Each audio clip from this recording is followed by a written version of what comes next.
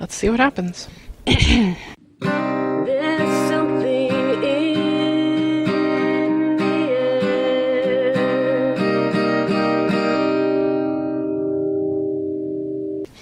Hello, everyone, and welcome to There's Something in the Air. You know who we are and what we do. I don't need to tell you. This is Monica. And Michelle. And for Season 3 right now, we are just recording quote-unquote mini reaction episodes as the series airs. Airs. You can see yourself out. I just got, like, a death glare from Chris when I said that. Chris and I are on the same page. Whatever. You can... Whatever. Whatever. You're mean. Yeah, you're on the same page. The same mean page. She's not reacting to that. That reaction was just as good as Wynonna's reaction to Nicole calling her a hot mess. Listen, I may have adjusted my Twitter bio to include that I am a cold tidy. Not even ashamed. Like, kind of want a t-shirt that says cold tidy. Well, they already made the jagged little nerd shirt. Oh my god, I love it so much.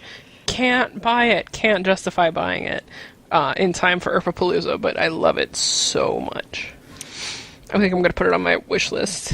I really want to buy a sticker. Then you should. I'm nothing if not supportive. For my sticker collection, For where your- I don't yes. really use the stickers for anything. I bought one at Akon for my water bottle and still haven't put it on. Actually, I was joking. I have an Avalance water bottle. It has a bunch of Avalance Time Bureau stickers and whatnot. And my phone has a Praise Bebo sticker. So it's This Simulation Sucks and Bebo, which is, I think, pretty representative of my interests. I agree. It's very representative of who you are as a person. Should we talk about this episode? Yeah, I guess we can talk about this episode. So this is episode 307, which is proof that you can make an episode 307 that isn't a trash heap. I feel like using the term code 307 now doesn't have quite as much gusto behind it because the show didn't bomb it. Ouch. Are you talking about the Hundy? Yeah. Okay, Michelle, I don't watch that trash. I feel like Supergirl also didn't have a great 307. I think Legends did because all of the Legends episodes are perfect after Season 2. Yes. After season 1, they get pretty good. As soon as they realize that the show is about Sarah Lance. I meant Season 2 and beyond, which is not what I said, sorry. Oh, okay. It's just like not season 1. Anyway, this is a Wynonna Earp podcast. Correct. And we're going to talk about this episode that was so good. Like, after we had Jolene, and then we had the little Christmas thingamabob, and now we just had, like, an hour of, like, pure humor, and then, like, got stabbed in the hearts right at the last second. It was so good. Noelle Carbone was such a great addition to this writing staff, and it was really hard for me to do my recap this week because I kind of wanted to talk about every single line, and so I really tried to, like, pick and choose what I talked about, and then I did a word count, and it was 5,011 words. I feel like you could have written, like, 10,000 words eeasily. I could have written 1,000 words on the ending scene with Nicole and Ranty Nedley alone. Yup. They're like... It's like such a good episode because the way it like they start and it's just humorous, but they like lay track throughout the entire episode for the bomb at the end, and like you don't realize it's happening. I don't see how Doc thought that would go any differently. Did he think he could keep it from her? Did he think she wouldn't completely lose her shit? Or did he just not think about the consequences? Which I think is probably the most likely scenario here. I think it's just that like he was hurting because Wynonna kept rejecting him, and then he made a rash decision because like Doc cares about Doc. So like getting his immortality back after he sacrificed it for like Wynonna and then her rejecting him, so like going to like the one person who isn't rejecting him and being able to gain back like the things he sacrificed for Wynonna, like that was such a Doc move, and he realized very quickly that it was a boneheaded move. I saw some people say that Kate was manipulating him, and I just want to say unequivocally, 1,000%, I disagree with that so hard. Oh, Doc yeah, no. asked her to make him a vampire, and she did. Did she want to? Maybe. Was that her endgame all along? Could be. She traveled across, continents and through centuries to find him. But that's what he wanted. She didn't manipulate him. He knows what she's about, and that is being a vampire. She never, hid anything from him about it. No. He was just too, not stupid, opiated? He didn't realize. I mean, even since she's come back, she's made it clear that she wants him, and she's voiced her opinion that, Wynonna isn't, gonna want him the way that he wants her. And, that's her opinion. Is it manipulative? Maybe. Is it maybe just because she wants her husband back? Also maybe. But she never at any point, forced him to become a vampire. He was hurting, and he asked her to do it, and she's like, well, this is what I want, so sure. And so he did. I don't know. I think that's a very, it's kind of a dangerous opinion. Let your characters take responsibility for their own actions. Yeah. And he made a rash decision, I agree. I think what else was he going to do? But he's made a lot of rash decisions. He made a rash decision when he accepted immortality in the first place. Some would say he made a rash decision when he gave it up. And, did he expect something in return? Like Wynonna? Maybe, and he did not get that. I don't know. He's a complicated character. He's a good character. I'm excited to see what happens with Vampire Doc. But, again, after spending the entire day with her mother, and then going to see her and giving her Bulshar's ring that he only is giving up because it was burning him, what did he think was going to happen? He didn't think at all. It's one of Doc's probably biggest flaws, is that he is very impulsive. I also think that Wynonna made a mistake turning him away. At the end? No, not at the end. The entire season, in between when he sort of came back to her after Kate came back into the picture, and, now. Okay. Oh, well, they're both, fucked up. She denied him, we kind of talked about last week, because she doesn't think she deserves him, and she's also scared of how much she does want him. So she ran from her feelings, which is a thing that I understand. But it also opens you up for getting hurt like this. So she was protecting herself, and in trying to protect herself, she sabotaged herself. Also, spoiler alert, although this is an opinion and not a real spoiler, Charlie Fire Service is not all he appears to be. Probably not. No. It's not going to be simple. She also slept with a revenant. I just don't know that her, guy, Dar, is that great. She's Wynonna Earp. And God love her for that. I absolutely love the opening scene where she's climbing out of the truck and everybody is staring at her. Yes. Pause that frame and just appreciate every single expression on everybody's faces. It's one of the best visuals from the show. I also appreciated that there were a couple of lady firefighters in the scene. Nice job. The one with, the donut, who's, biting into a donut, her expression is just so judgmental. I did like that scene with, Nicole sort of campaigning for sheriff in the beginning. And then that dude was I'm Mr. April, and she's Happy Easter to me. I really like that. I thought it was funny. There are so many individual lines in this that are hilarious that I forget about or, miss the first couple times. There's this episode, there is not even one wasted second in it, which is really cool. There's very little fluff. Yeah, I'm trying to think about how to approach talking to it. Maybe we just, I don't know. It's just so good. Bunny Loblaw is the fucking worst in the best way possible. Right. So I am convinced that they somehow modeled her after my grandmother, who was kind of an awful person. Probably, if you asked her homophobic or xenophobic, she would say, why pick just one? But who thought that she was a good Christian woman, but just didn't like anyone who didn't look like her or act like her. I texted my brother, and I was like, hey, I know you're not current, but there's somebody on Season 3 who is basically a carbon copy of Grandma, and he was like, "That's nice. Okay, Dave, thanks." Thanks for your emotional investment in this conversation. I really, really like how Nedley, like, tried to play them into getting along.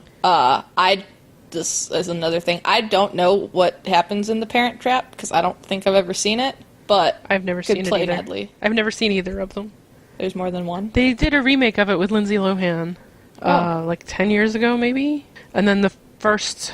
Do you know who was in the first Parent Trap? Haley Mills, according to my wife. Yeah, neither Michelle nor I saw either of them. Okay, thus endeth Chris's movie corner. For those of you who didn't hear that, first one, amazing. Second one, I'm sorry. First one, fucking amazing. Second one, probably stupid. Okay. I believe that. Yeah, me too. But this was back before Lindsay Lohan became kind of a train wreck. Like, I used to enjoy quite a few of her movies. Confessions of a Teenage Drama Queen is underrated. Never seen it. I saw it at work, okay? That's when we used to work together. I guess we did. Anyway, sorry. I feel like we need to get Chris her own mic. No. She can be like Steven on MFM. That's perfect. She'll be like, no. So, Bunny Loblaw was a great character, and I think an important character in a weird way. I think it's important that people know people... I think it's important that progressive people know that people like her still exist. Because they do. Often in our own families. And often in snack foods that run countries. Also accurate.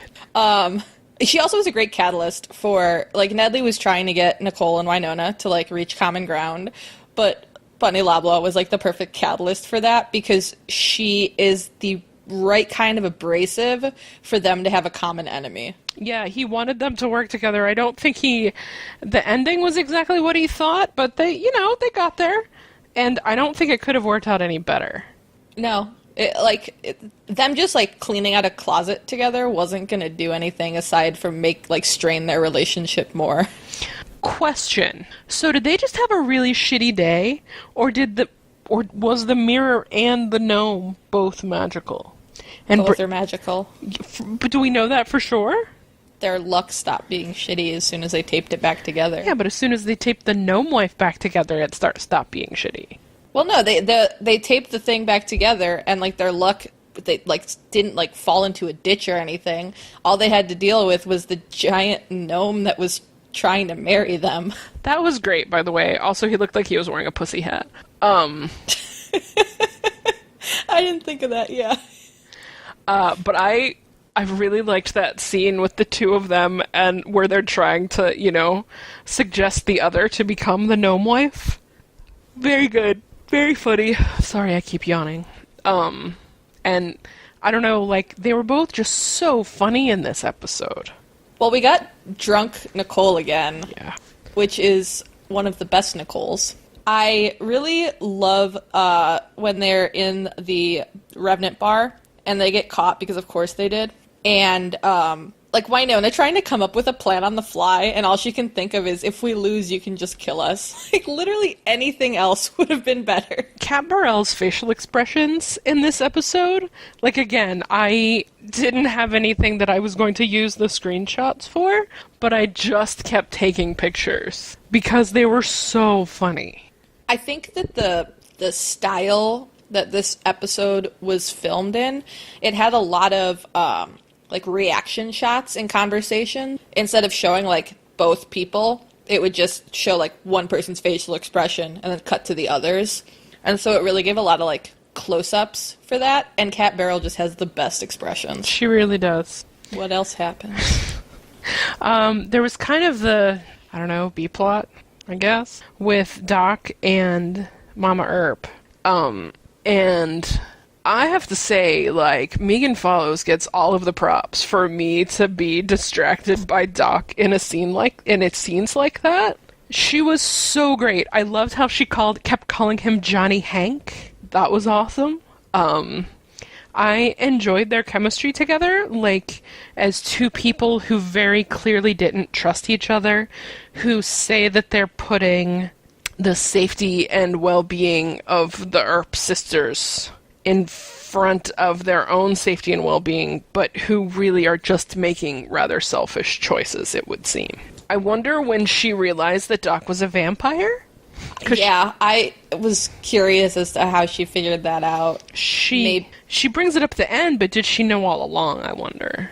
She might have. Oh. I mean, he dipped out on the Christmas dinner, and she kind of ensured that Wynonna didn't go after him. And I feel like her admission that her baby daddy was married to a vampire kind of like sent her in the path. She's like, you should probably stay away from him because, I mean, she probably knows about, John Henry Holiday. He is kind of a legend. So maybe she's like, maybe you should just stay away because he's going to do something stupid.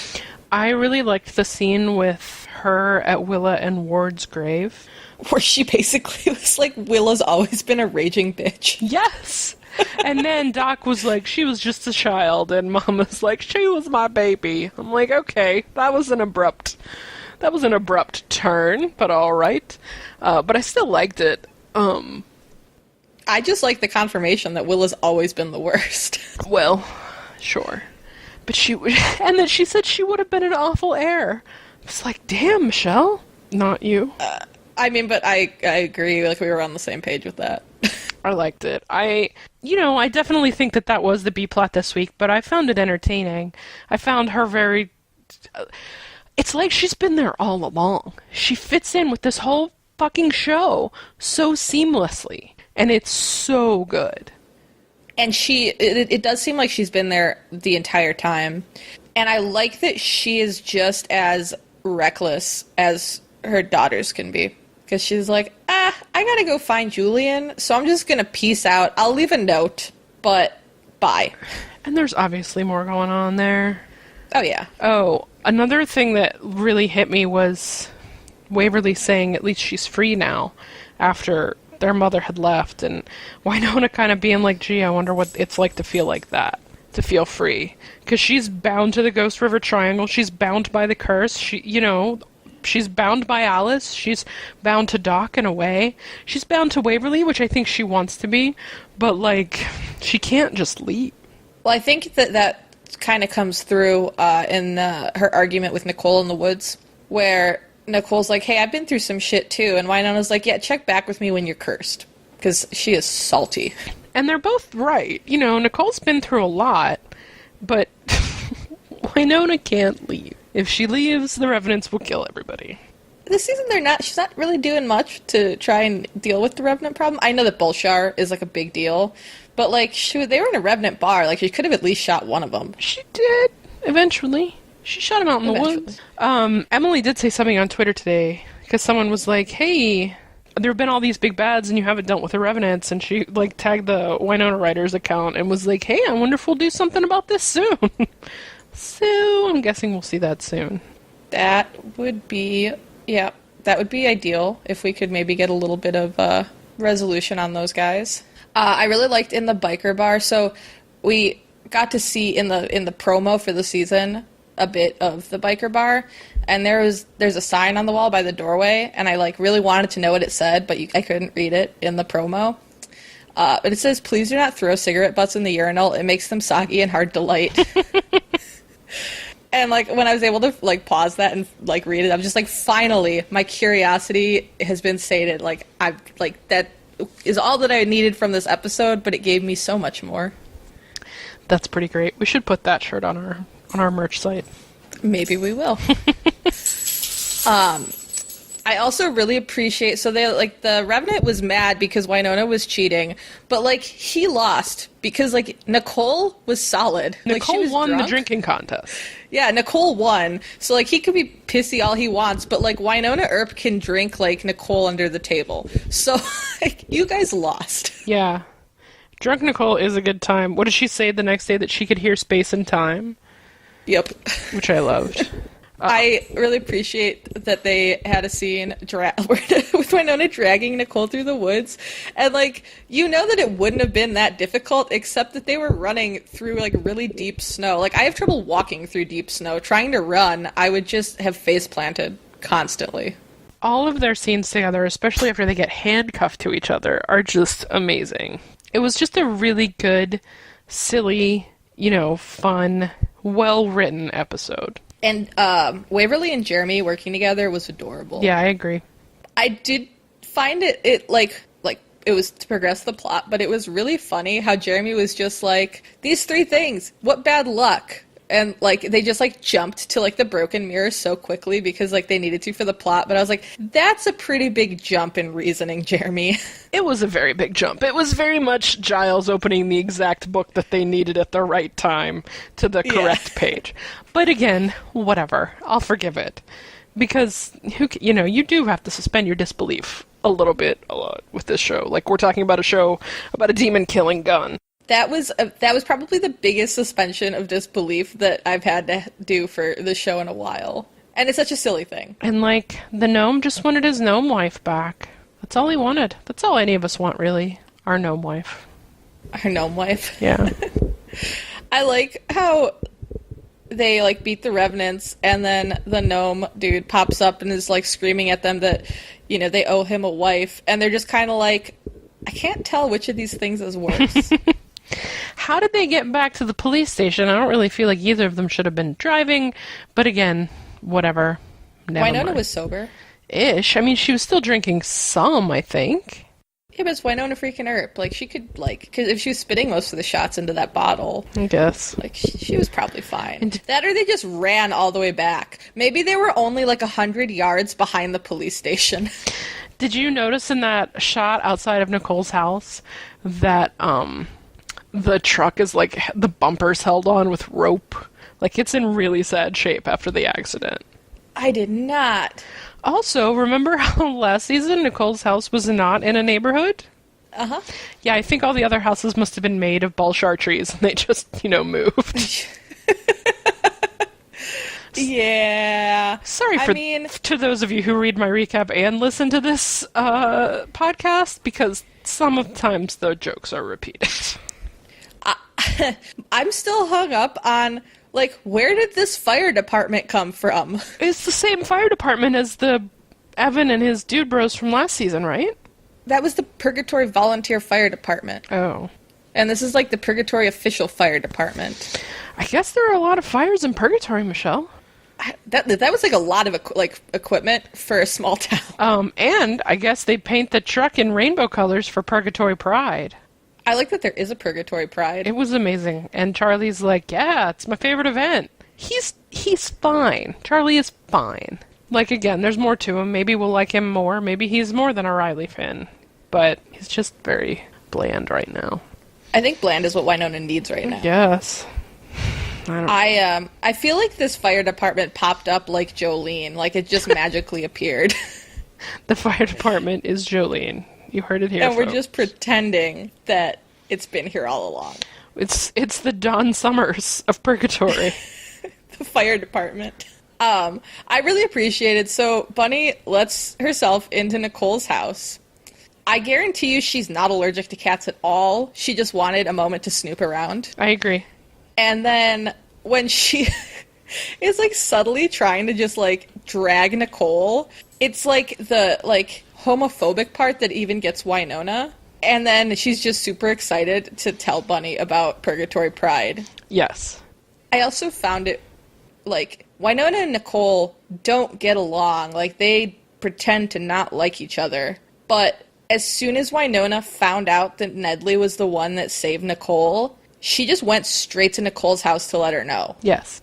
So as much as they want to pretend that they don't like each other, I mean, they kind of cleared the air at the end of the episode, but it's like, you guys are in serious denial if, like, you think that you're not just broadcasting how much you do care for each other. Well, I think it's like you and me, who both claim to hate the other on a regular basis. But, it's not probably true most of the time. I mean, fair. Maybe. I mean, I guess you could say that we're friends, maybe. I mean, let's not get carried away. Acquaintances. Like fandom friends, but nothing. We only talk about Earp. Yep, nothing else. Sometimes Supergirl. I'm sorry, I probably named a show you don't know. Probably Lena Luthor's Magical Science Fun Hour. Oh, that show. Yes, okay. It's the best. Oh, just really quick aside, like, as we're recording, Dragon Con is happening, and Zoe Palmer's there for a Lost Girl reunion. And I don't know the Twitter handle of the person, but they cosplayed as Nicole Hott and had Zoe Palmer choke them for a picture. That's Laura. It used to be Resistance. I think she changed it recently. We hung out at Acon together. Well, props to you, because that was an excellent picture idea. It was great. It was awesome. I don't know if she listens to our podcast or not. Now it's Hot Shit. Yep, it's at Hot Shit. Her name is Laura. She's very nice. So check that out if you haven't. I jumped on a thread with her and Kat Zim asking if the three of us could reenact that photo. And so we're going to do that. That'll be fun. Nice. I know Kat's coming to Arpapalooza. I don't know if Laura is or not. Yeah, it was a great idea. And the look on Zoe's face. So good. So good. You know how much extra money she made at Dragon Con because of Jolene? A lot. Like, she made bank on that. If only the episode with Anna Silk had already aired, she would have also made bank. I know. I wonder if they'll be on the Wynonna Earp panel next year at Clexicon, or if they'll do like a specific panel for them. I don't know. We can suggest it. Sure, they'll listen to us. I mean, probably not, but, it doesn't hurt to try. I have two headcanons that I want to bring up, in case nobody saw me say them on the tweeter. Number one, Nicole watched the Winter Olympics at the Earp homestead, and the plan was just her and Waverly, but Wynonna definitely joined them, and that's how they knew about Virtue and More. The Scott, UB Tessa? Yeah, I had to Google that to figure out what the hell they were talking about. But good reference. Yes. I loved that reference. That was very good and very Canadian. But I just pictured, Waverly and Nicole on the couch watching TV, and Wynonna was like, oh, you guys are nerds for watching this. This is so boring. And then by the end, she's sobbing when they win the gold medal. I could see it. Second headcanon, Bunny Loblaw is Champ Hardy's aunt. Yep, I'll also buy into that. So, she's full of hatred and small-mindedness. That tracks. She is vaguely annoyed with Nicole and then sees the picture of her with Waverly. So that's two reasons to be disgusted with her. She's not with Champ anymore, and she's, Waverly's dating her instead of Champ, I should say. And, she likes girls. I don't know. It tracks to me. Those were my two big headcanons this weekend that I put on the tweeter. I was very proud of myself. I like both of those. I would really, really enjoy it if Bunny came back, because she's just, she's the fucking worst, but I love her. Yes, I agree. And Jan Arden seemed to have just so much fun with the role. Oh, yeah. It was, I don't know, it was really enjoyable. And I just picture, Kat and Melanie going home from work and talking to their husbands and then being like, oh, how was work today? Well, I held down Canadian legend Jan Arden and poured tea down her throat. How was your day? Yep. Okay, sure. I also really appreciate how the gnome was the catalyst for the adventure, because he scared the shit out of Bunny. That line, her just screaming ISIS and then falling over into her fancy faint. Oh my god. And the response to it where Wynonna's like, oh, never mind, she's dead. And then she just wants to rob her and then steal her pills. Yes. And she's like, oh, is this Oxy? And at the end, when Wynonna seems like she's going to blackmail her, I thought it was about the pills that she had in her purse. But no, she went a different route, which was great.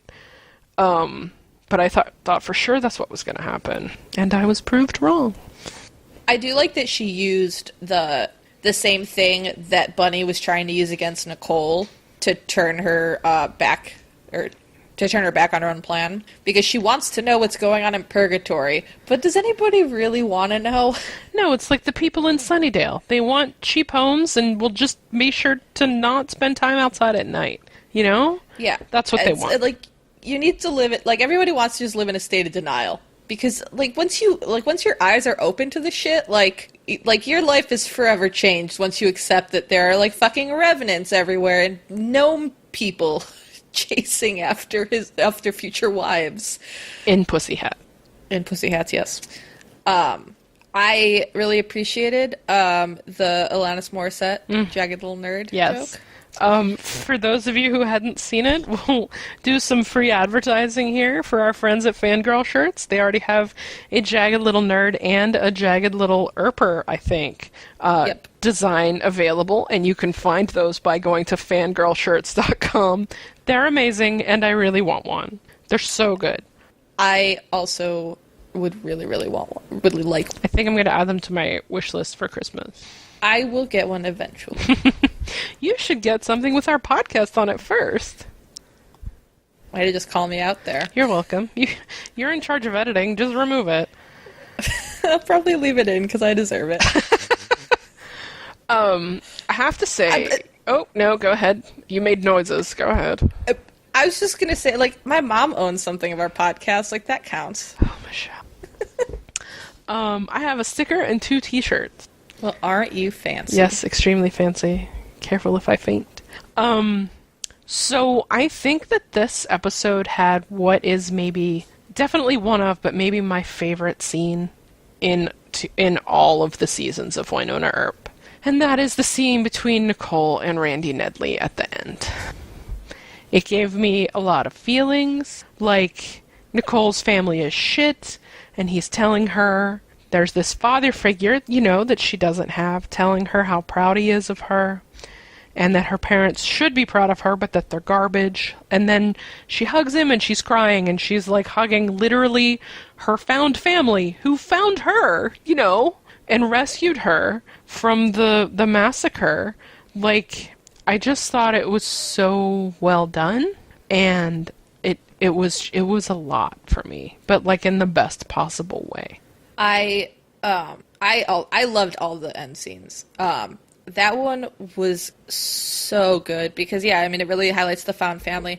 I also love how, Nicole says, I don't know what I'm going to do without you, and he's just like, I'll always be here. Yeah. And I was just like, that's a lot of feelings. I'm not a fan of it. And then I also thought, like, what does Chrissy Nedley think about this?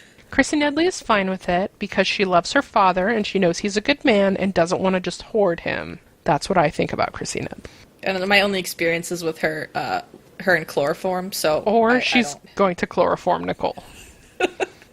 That's more what I was thinking, but maybe, like, when she's not on weird drugs, she doesn't like to chloroform.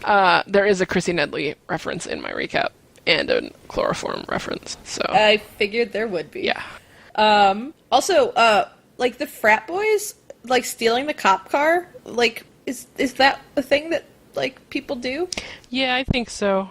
I appreciated that their Greek letters, well, they had said them, which I missed when I watched it the first time, but it was, Omicron Tau Psi, I think, and I shouted, I was like, OTP! I just thought that was really funny. I didn't realize that. Yeah. They say it, but I missed it. I just, am familiar with the Greek alphabet, what with my sorority years and all. Had I actually paid attention to that part, I might have caught it, but I was just like, whatever, frat. I really appreciated that at the beginning of Nicole and Wynonna's crazy adventure, like, their differences were so, like, prevalent. Like, Wynonna wanting to just rob Bunny and leave her, and Nicole wanting to do the right thing, and then Wynonna just, like, hot-wiring Bunny's car instead of using the keys that they had.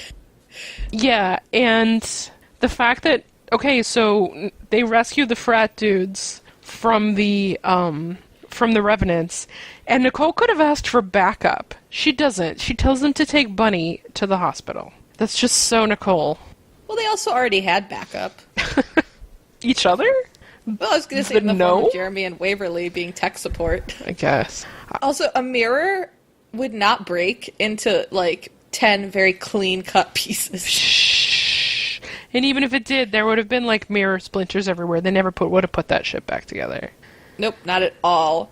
Just like how that gnome would have broken into more than those very easily identifiable chunks. They, I think they used the generator to put it back together. Obviously, because the double-sided tape that they were using would not cut it. Yeah, that was my bone to pick. Like, really? You're putting no super glue? But I did think it was funny when she had, like, the chest of the Gnomewife and she, like, kind of holds it up to her own. I thought it was really funny. And Jeremy's just concerned about, like, sexual harassment. Right. Everything and not one wasted line in this episode. It was so good. Noelle Carbone, I know you are not listening to our podcast, but if you are for some reason, thank you. You are amazing. This was a gift, and I appreciate it so much. They even had, like, Lord of the Rings references. Like, it's just so freaking good. I did not appreciate Waverly getting thrown over a desk, though. I was happy it wasn't Nicole for once. It's true. She does get tossed around a lot. It was nice to have it not be her.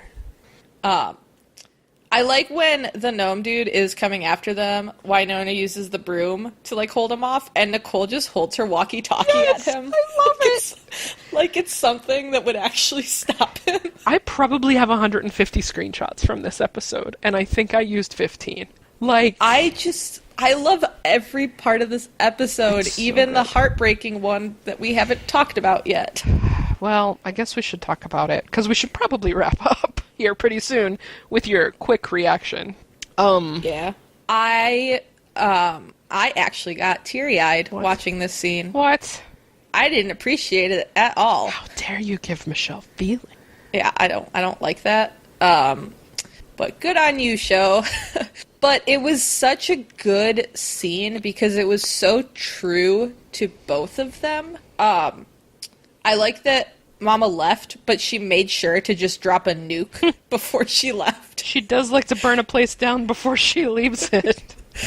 Like, yep, that is very accurate. Because, like, her note wasn't anything like Waverly's seemed to be a bit more, like, emotional, and hers was just like, hey, FYI, don't trust Doc, bye. Yeah, somebody, Nedley's office, like, posted a high-def picture of Waverly's note and transcribed what she could see.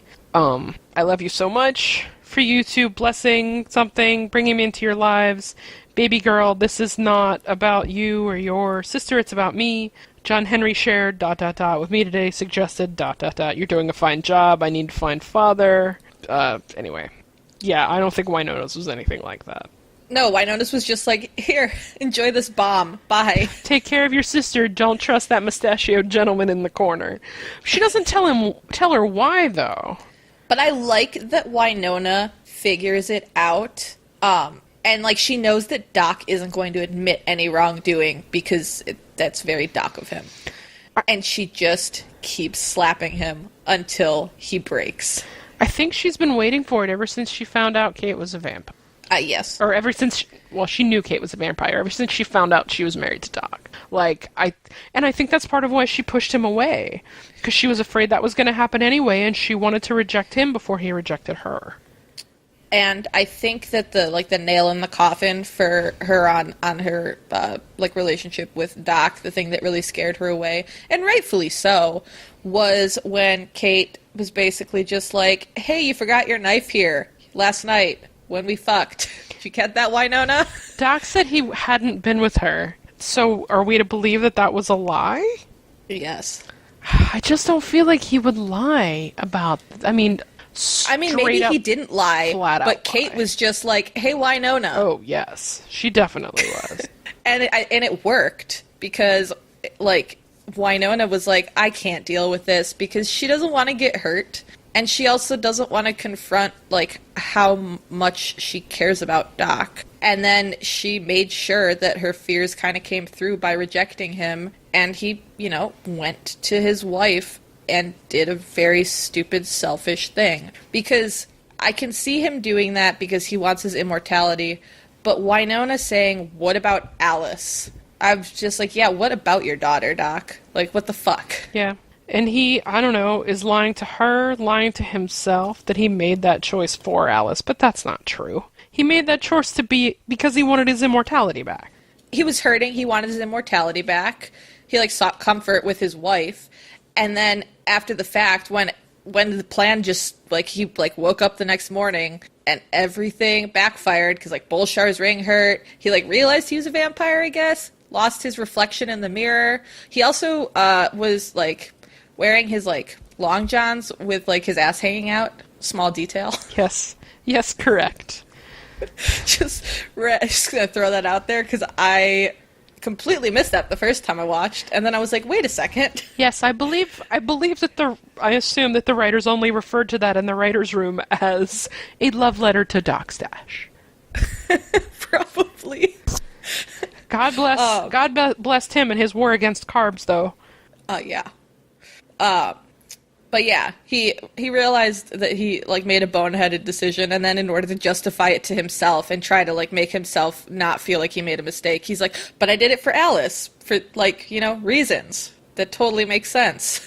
But, yeah, no, that was a really good scene, and I just love the end where she tells him he's not welcome in the house and just shuts the door in his face. I agree. Because, like, what did he think was going to happen? I agree. I can't wait to see what this is going to do to the next episode. Also, speaking of the next episode, it sure does look like Bulshar raised one of his wives from the Salt Flats, and that is neither Widow Beth nor Widow Mercedes. Holy shit. If only he'll be able to find her head. I think her head is burned up, I don't know. No, yeah, they burned her. Yeah, they burned her head. That's a good point. I forgot about that. Yeah, I mean, maybe he'll regrow her head, and then we'll get her back, and it's going to be so great. So great. I said this to you in DM with Heidi. I wonder if this is how they get Danny Kind back, too. Although I'd rather see her back as regular Mercedes than Widow Mercedes, but I will take Danny Kind in any. Wow, that's not her name. I'm sorry. I will take Danny fucking Kind in any form. Thank you. I don't think she's coming back as Widow Mercedes. I don't either. I think she's coming back as awesome, badass Mercedes. I hope so. And I really look forward to seeing how she feels about a vampire just, like, living in her house. I don't think she's gonna like it. Also, who's paying the power bill? Shh. They have a windmill. Okay. Fair enough. I made that up. Like I was fine with it until I forgot to mention this last week. Like, I was fine with it right up until Wynonna turned on the light, and then I was like, but where is the electricity coming from? Details. But yeah, I don't know. I'm looking forward to the next episode. This was kind of like a nice reprieve, because we had, like, Jolene, which was obviously, like, a super heavy episode, and then we had the Christmas episode, but Christmas isn't my thing, so, I mean, it was fine. But then this one was just fucking hilarious. Like, every part of it made me laugh, except for the end that made me want to cry. I agree. I loved it. It might be my favorite episode of the entire series. And you asked me what I thought of it, and my response was, I want to marry this episode and have its babies. Yep. And I stand by that statement. I mean, sure. One last thing that I wanted to say. Oh, I really like when when Nicole is just like, this might be a great time to let you know that I'm a lesbian, and Wynonna is just, she's just like, why wouldn't you be with a gnome? Love is love, Nicole, whatever. Yes. Like, it's just so good. I don't know. We really could spend like 2 hours dissecting each line of this episode. And we will when we get to it in our formal recap. Yes, I think you're right, and I'm excited for it. But until then, I think we should say goodbye. I think so too, because I need to go play D&D. I have to make dinner, and I have to get ready. Tomorrow is a holiday, but I am working. Michelle and I just wanted to say thank you for listening, everyone. If you want to get a hold of us, you can find all of our contact information at our website, earpsplainpod.com. You can also find us on the Twitter at earpsplainpod, and you can find me, Monica, at lesbianser.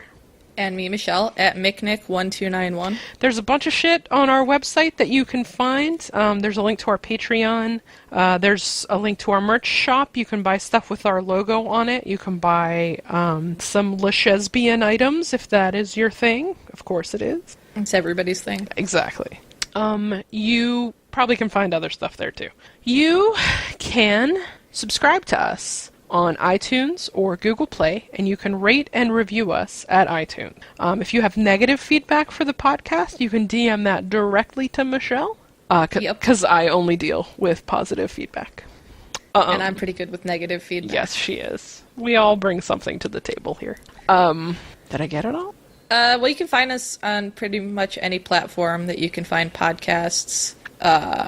Should we mention the YouTube thing? Yes, I was going to just say Michelle has spent her weekend putting our podcasts up on YouTube. So there are several available there. It's work in progress. Yeah, I started from episode 101, and I'm putting them all up there. It just takes fucking forever to render the videos with my software and then get them actually on YouTube. It takes a long time. So they'll slowly be trickling up there. So that's just another way that you can find us, and hopefully we'll be able to reach some more people and, introduce them to our ridiculous brand of crazy. It was also announced this week that we are going to be taking part in Earp CouchCon, which we're very excited about. We're looking into some different ways that we can maybe do a live podcast or a Q&A or something like that. If you want more information about that con, which is, for people who can't really, for whatever reasons, financial or life or anything, location, can't go to a traditional con. It's stuff, programming that's available via the internet. If you want more information about that, you can go to their website, which is earpcouchcon.com, or to their Twitter, which is also at earpcouchcon. We are super excited to figure out what we're going to do for that. We think it'll be a lot of fun. Yep, tech support's on it. Yes, tech support is on it. Tech support is Michelle. I'm useless, really. I bring nothing to the table here. And if you were wondering, Michelle and I will also both be at Earpapalooza, and if you are there, we look forward to seeing you. But until then, and until next week, just remember, it may be a shit show, but it's our shit show.